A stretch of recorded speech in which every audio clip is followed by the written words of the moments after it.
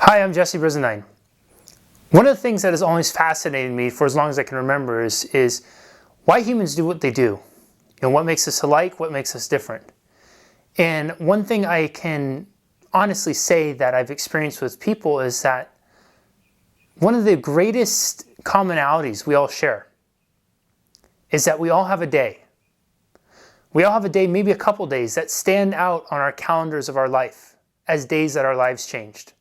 For better or worse, maybe there was a great loss or there was a great gain. Whatever it was that happened, something significant happened that was life-altering enough that when we went to bed that night and we woke up the next morning, things were different. And we awoke knowing that things would never be like they once were. One of those days for me was June 15th of 2009. And on this day, in the early afternoon, one of my closest friends decided to end his own life. He'd been going through a very challenging time, and his emotions had gotten to the point where he seemed like he didn't know what to do.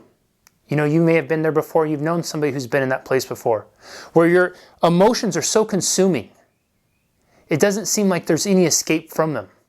Nothing makes sense, and you're so consumed with the uncertainty of life that the only thing that seems certain about is this end-all approach. And I believe that's where my friend was.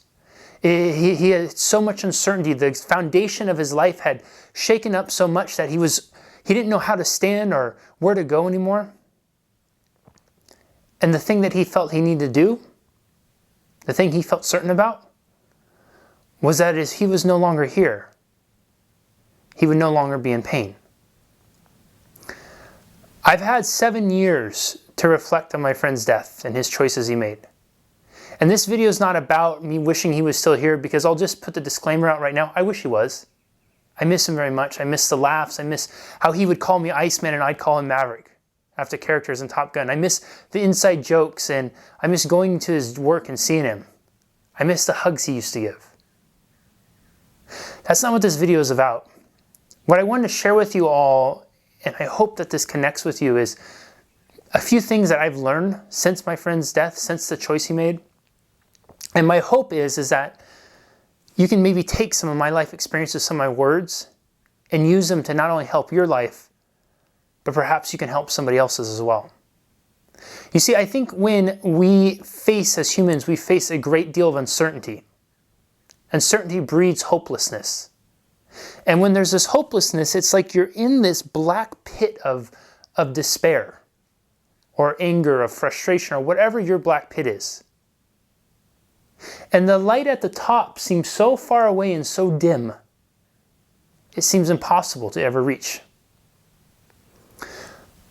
When we're in that uncertain place, when we're in that hopeless situation, most people, when they're so consumed by their emotions, may not have the wherewithal or the resources to figure out how to shine a light, how to climb a ladder, how to throw a rope, how to dig and claw their way up to the top.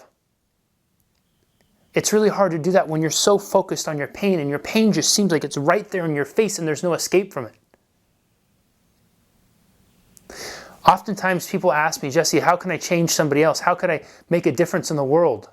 Can I change the world? I don't know if we can necessarily change the world, but what I do believe is that you, me, and anybody else watching this can change somebody else's world. And by changing somebody else's world, we can effectively change the entire world. I believe fully with all my heart, if my friend would have had some hope, if there had been some things in his life he could have focused on, that he could have been certain about, he wouldn't have made the choice he did. I think when somebody feels hopeless, there's 2 things that they need more than anything else to help them pull them out of that hopelessness, help them see a brighter light, help them see that there's a ladder to the top. It may take some effort to climb it, but the ladder is there. And those 2 things are, number 1, a person needs to feel like they matter. They need to feel somewhat significant, important, that they're of value to the world or to another person.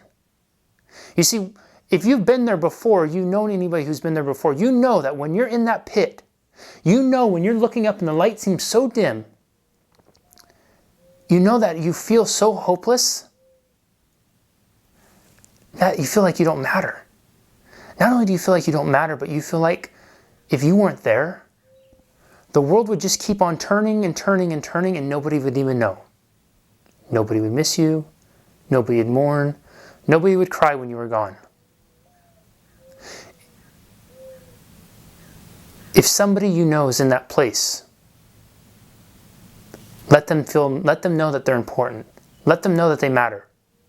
The number 2 thing I think somebody needs when they feel really hopeless like that, when they feel this sense of hopelessness, when they're in the pit staring up at that little ray of light that seems so small and so faint, is they need to feel like they're loved. They need to feel like they're connected to something. What does that mean? Does this mean that if you know somebody who's in a bad place, you need to go and drop down on one knee and propose to them? Not at all. What I'm saying is let somebody know that you care.